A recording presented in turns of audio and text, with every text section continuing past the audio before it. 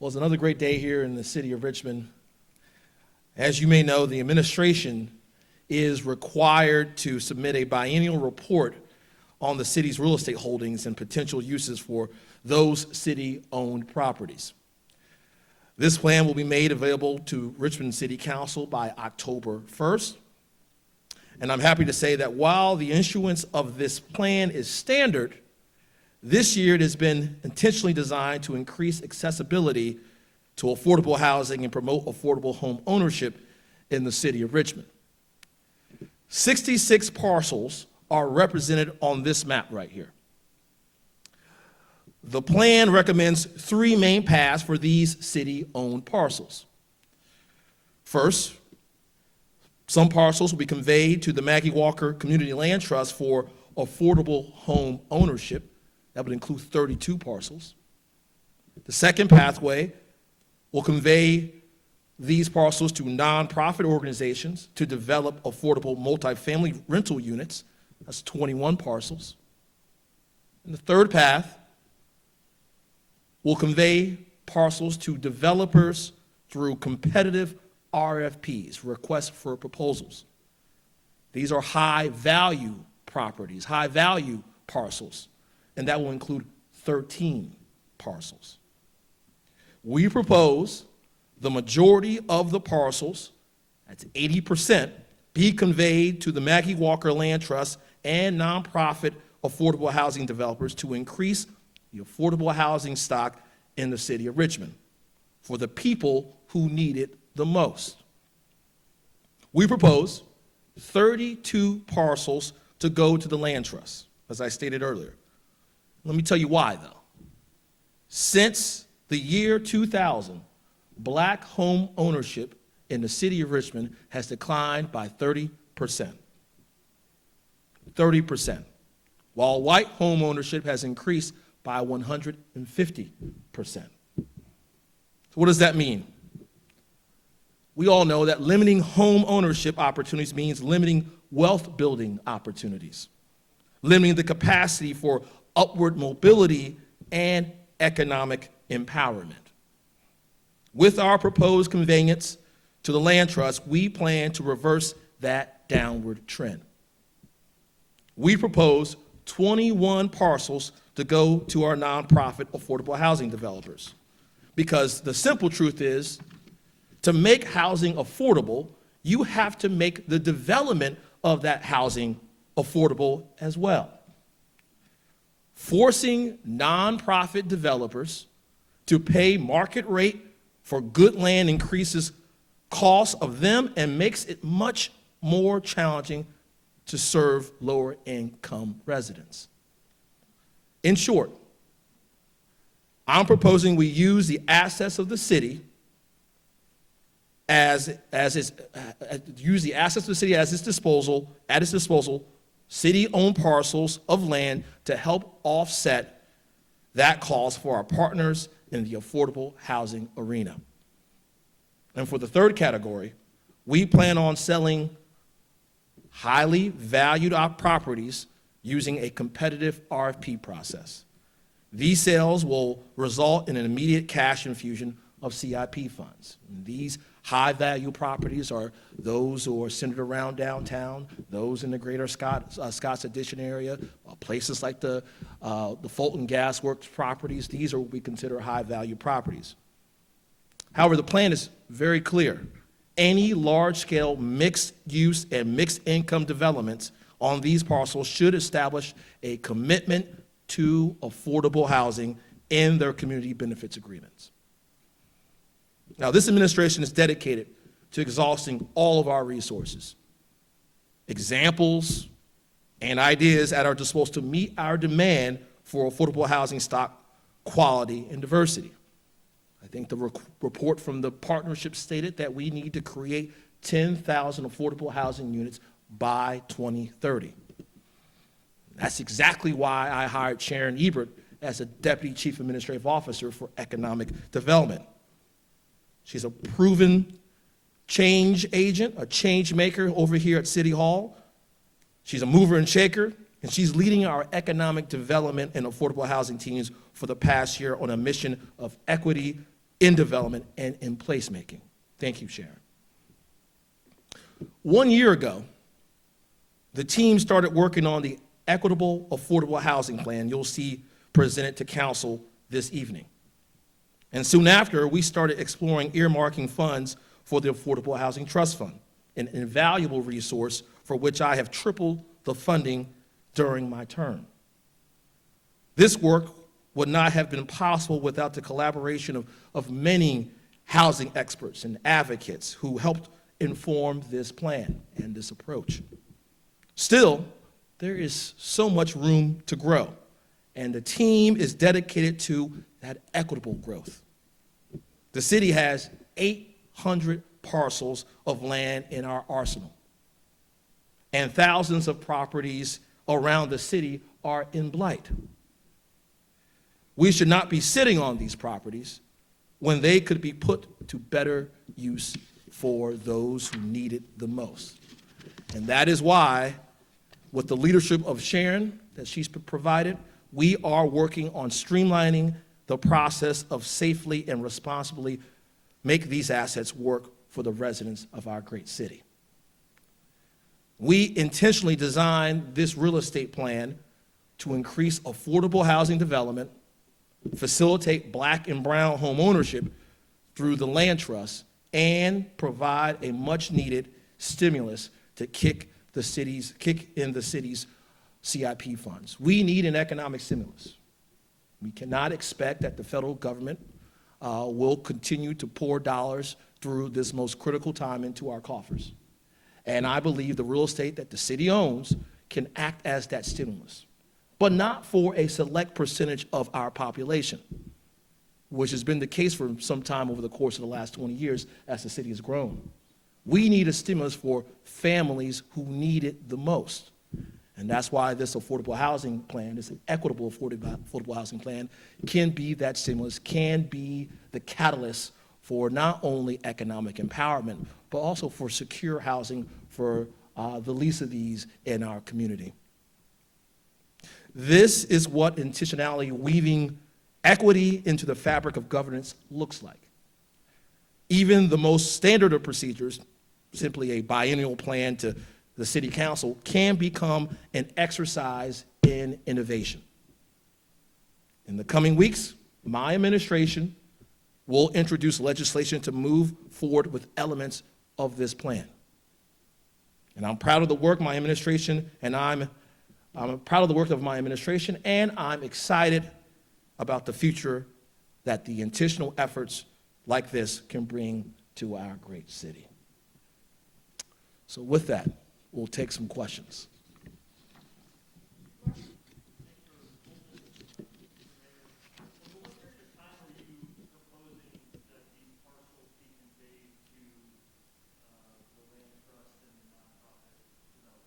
You know, we're going to be, the question was, what's the period of time we're going to be conveying these parcels to the land trust and to developers? Well, we want to move as quickly as possible. When we talk about an economic stimulus, we talk about the fact that we are in a recession right now. A recession I think we all foresaw, and that's why we moved forward with, I thought, equitable development in the last year to insulate us through this recession. And so we're going to be working as quickly as possible with the city council to move these papers. This is not something that should be continued on and on. The can can't be kicked down the road. We need an economic stimulus as a city today.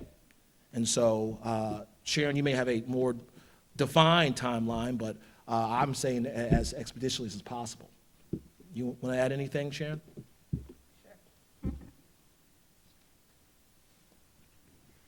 I would just say, again, Sharon Ebert, Deputy Chief Administrative Officer.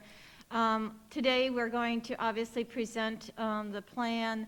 We will then follow it up with a resolution asking council to approve and adopt the plan.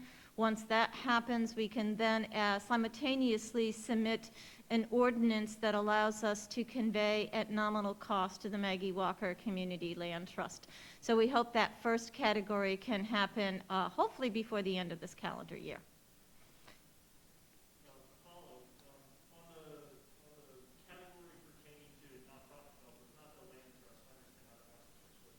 How is he going to determine which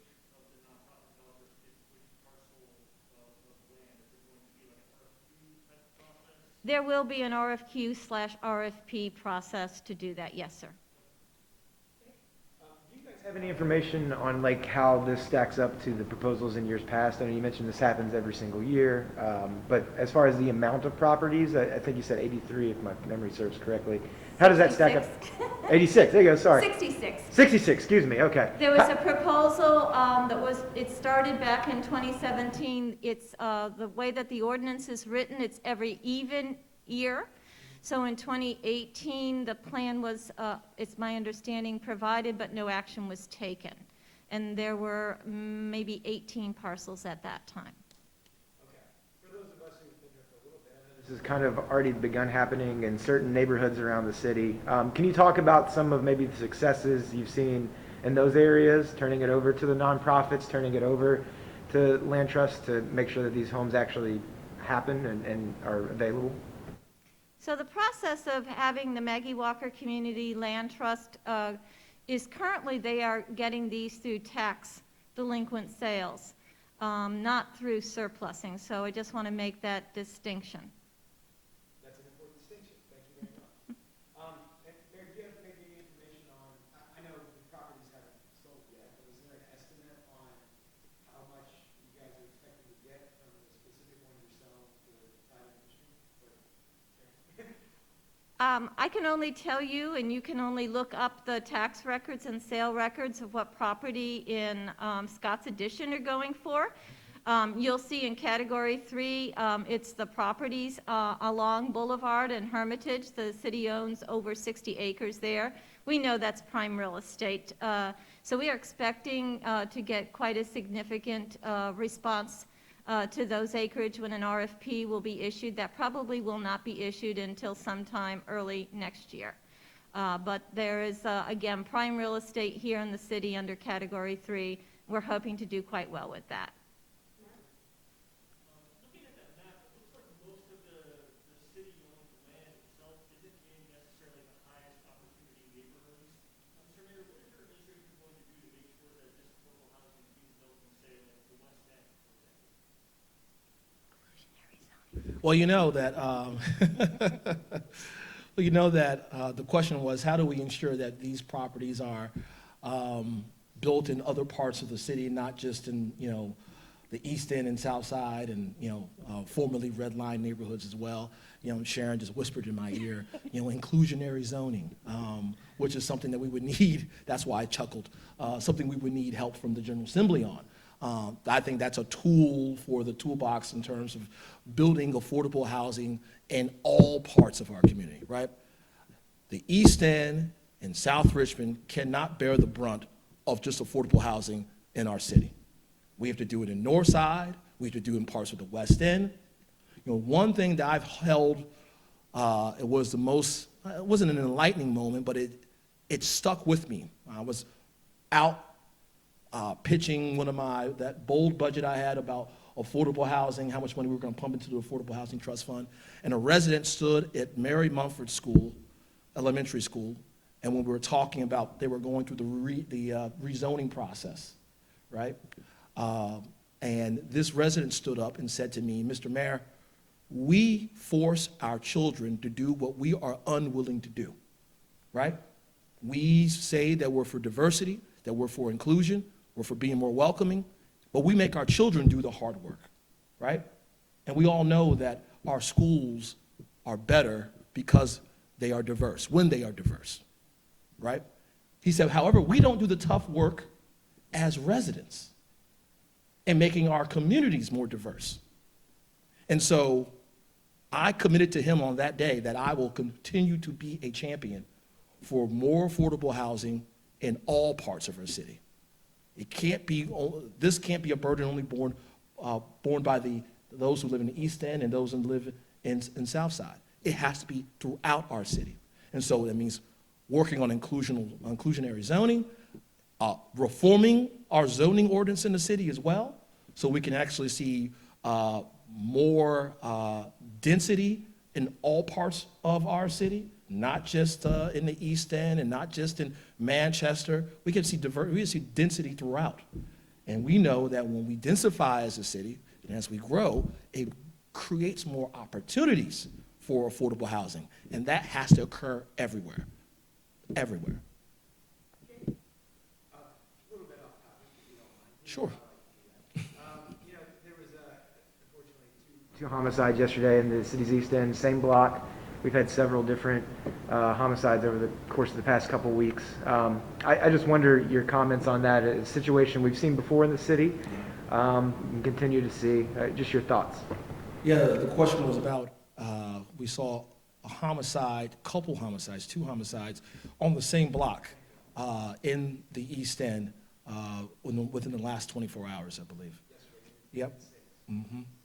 And obviously, the Richmond Police Department did inform me of these deaths. Obviously, my heart goes out to the families of the victims.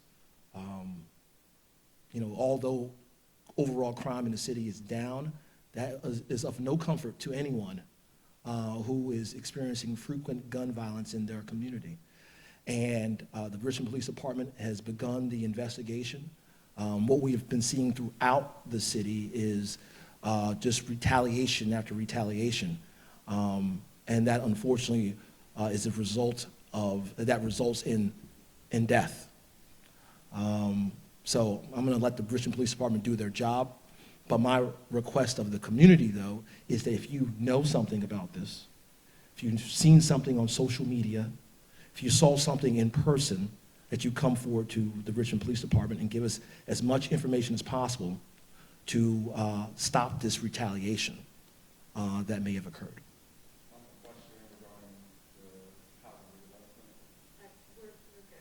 We're good? Yeah. Any other questions? Thank you, everyone.